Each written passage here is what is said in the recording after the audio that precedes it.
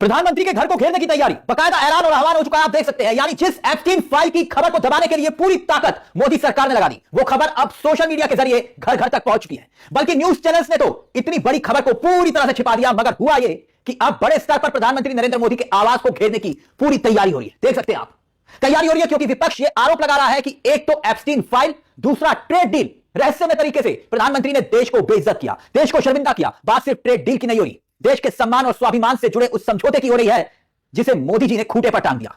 नारवाले की किताब, तीसरी बड़ी घटना। और इसीलिए विपक्ष इतनी बड़ी तैयारी कर रहा है, जिसे आप जैसे कि आप जानते हैं कि भाई ट्रेड डील, भारत और अमेरिका के बीच वो ट्रेड डील जिसको लेकर ट्रंप ने पहले दावा किया, फिर मोदी ने ट्वीट किया, फिर हमारे तो मंत्री ने कुछ नहीं बताया, वहां से लगातार डिटेल्स आ रही हैं अमेरिका की तरफ से। देख सकते हैं व्हाइट हाउस सार्वजनिक करता है, मगर होता क्या है, शुक्रवार रात अचानक ये जो आप समझौते का पेपर देख रहे हैं ना, अमेरिका और भारत के ट्रेड डील का पहला फ्रेमवर्क जारी होता है। पहली बार ऑफिशियली बताया गया कि कौन कौन से सेक्टर खोल दिए गए, कौन कौन से सेक्टर पर समझौता हुआ है, किस पर नहीं हुआ।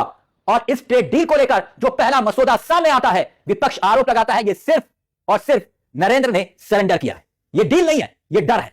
इसलिए अब प्रधानमंत्री नरेंद्र मोदी के घर के घेराव की तैयारी यूथ कांग्रेस के कार्यकर्ताओं ने बना ली है। वो कितना उस आवास को, पीएम आवास को घेर पाते हैं या नहीं, ये तो खैर आने वाला वक्त बताएगा। लेकिन 10 तारीख मुकर्रर की गई है, 10 तारीख ये कार्यक्रम रखा गया कि भाई 10 तारीख मतलब मंगलवार संसद चल रही होगी उस वक्त। लेकिन यह बात सही है कि यूथ कांग्रेस अगर इस तरह का कोई कार्यक्रम जंतर मंतर से निकालती है, प्रधानमंत्री के घर को घेरने की तैयारी होती है, तो उसकी तस्वीरें निकल कर आएंगी, प्रोटेस्ट होगा, विरोध होगा, पुलिस के साथ नोकझोंक होगी। प्रधानमंत्री के आवास तक तो खैर यूथ कांग्रेस पहुंच नहीं पाएगी क्योंकि वो इलाका ही बहुत ज्यादा संवेदनशील है, पहले ही रोक लिया जाएगा, बैरिकेडिंग्स होंगी। लेकिन एक खबर बनेगी, जी हां, इस प्रदर्शन का मकसद होगा, एक खबर कम से कम बनेगी। यूथ कांग्रेस के कार्यकर्ताओं ने पीएम के घर का घेराव किया, यह खबर बनेगी, सुर्खियां बनेगी। घर का घेराव कब किया जाता है? जब आप सवालों से भागते हैं, जब वो सवालों के जवाब नहीं देते आप, जो देश जानना चाहता है। कितनी हैरानी की बात है ना दोस्तों कि संसद चल रही है, प्रधानमंत्री और उनकी सरकार संसद में जवाब नहीं दे रही है। पीयूष गोयल प्रेस कॉन्फ्रेंस कर रहे हैं मगर सदन में नहीं बोल रहे हैं। तो क्या पीयूष गोयल को संसद में आकर इस बात पर बयान देना चाहिए कि नहीं देना चाहिए? क्या बयान तो छोड़िए, इस पर चर्चा होनी चाहिए कि नहीं होनी चाहिए संसद में? क्या यह इतना हल्का मुद्दा है जिस पर संसद में बहस ना हो? प्रधानमंत्री तो ओके टाटा बाय बाय करके एक बार फिर से विदेश चले गए। ट्रेड डील को लेकर देखिए हुआ क्या। कितनी बड़ी बात है कि भारत जैसे संप्रभुता राष्ट्र जो हमेशा अपने स्तर पर अपने फैसले खुद लेता है अपने हितों के लिए, और हुआ क्या, ट्रंप ने ना सिर्फ 18% टैरिफ का यहां पर भारत पर थोपा उन सामानों पर जो 2 से 3% मुश्किल से टैरिफ था जिस पर, बल्कि ट्रंप ने एक शर्त जोड़ दी। जानते हैं आप, व्हाइट हाउस के ऑफिशियल डाटा का मैं जिक्र कर रहा हूं जिसे आप देख सकते हैं अपनी स्क्रीन पर।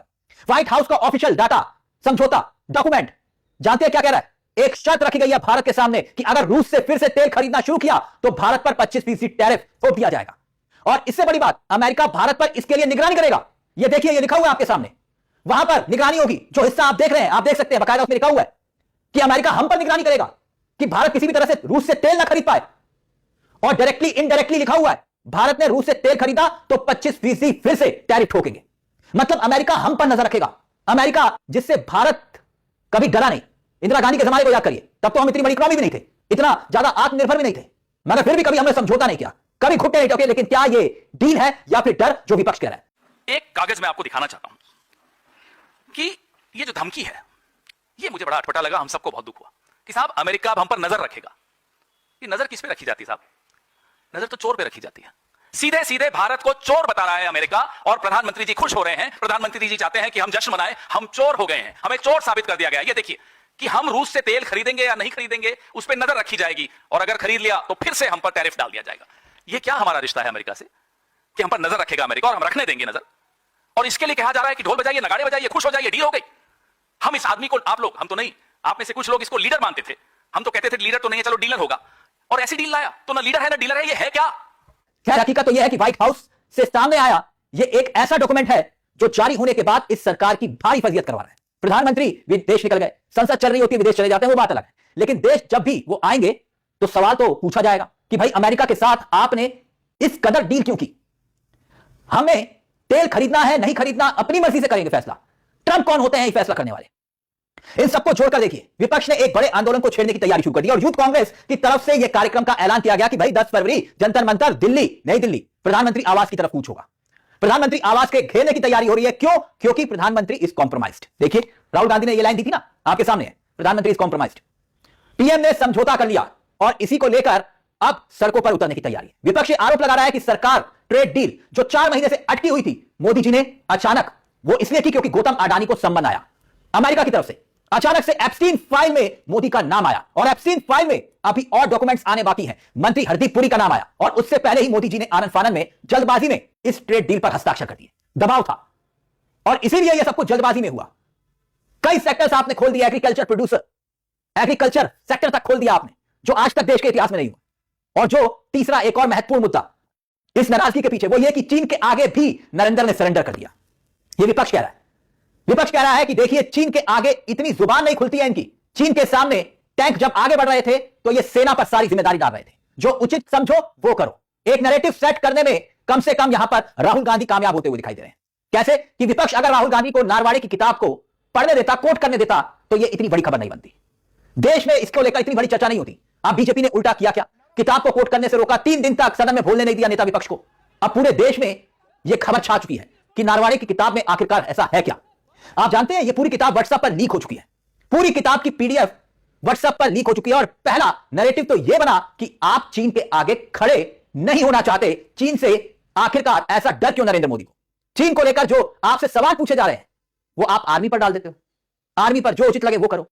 दूसरा नैरेटिव यह बना कि आपने जल्दबाजी में यह ट्रेड डील अचानक क्यों की। ट्रेड डील का ऐलान आपने क्यों नहीं किया, ट्रंप ने क्यों किया? पहले ट्रंप की तरफ से ऐलान होता है, ट्रंप ही समझौते के कागज जारी करते हैं कि आप रूस से तेल नहीं खरीद सकते। यह शर्त भी ट्रंप रखते हैं। मतलब वही हुआ जो सिर्फ और सिर्फ ट्रंप बोल रहे थे। और यह नैरेटिव सेट हो रहा है विपक्ष की जो लगातार आरोप है प्रधानमंत्री पर, क्योंकि प्रधानमंत्री ने समझौता कर लिया, यह कहा जा रहा है अडानी के संबंध को लेकर और बात एप्स्टीन फाइल को लेकर। इसलिए यह सब महाघेराव की तैयारी विपक्ष यूथ कांग्रेस की तरफ से की जा रही है 10 तारीख को। इस पूरे मुद्दे को लेकर आपकी क्या राय है दोस्तों? आपको क्या लगता है कि आखिरकार यह जो एप्स्टीन फाइल और जनरल नावारे की किताब और इसके साथ साथ ट्रंप का सीधे तौर पर धमकी देना, रूस से तेल खरीदा तो फिर टैरिफ थोपेंगे और तीसरी तरफ हम खुद निगरानी रखेंगे कि तुम रूस से तेल मत खरीद पाओ, तो इससे बड़ा समझौता और क्या होगा? इसे डील कहते हैं या डर? अपनी राय हमें कमेंट बॉक्स में जरूर दीजिएगा। मुझे तिलक चावला को दीजिए इजाजत। एक छोटी सी दरख्वास्त, चैनल को सब्सक्राइब जरूर कर लीजिएगा। यह मंच आप ही का है जहां कलम गुलाम नहीं। नमस्कार, जय हिंद, जय भारत।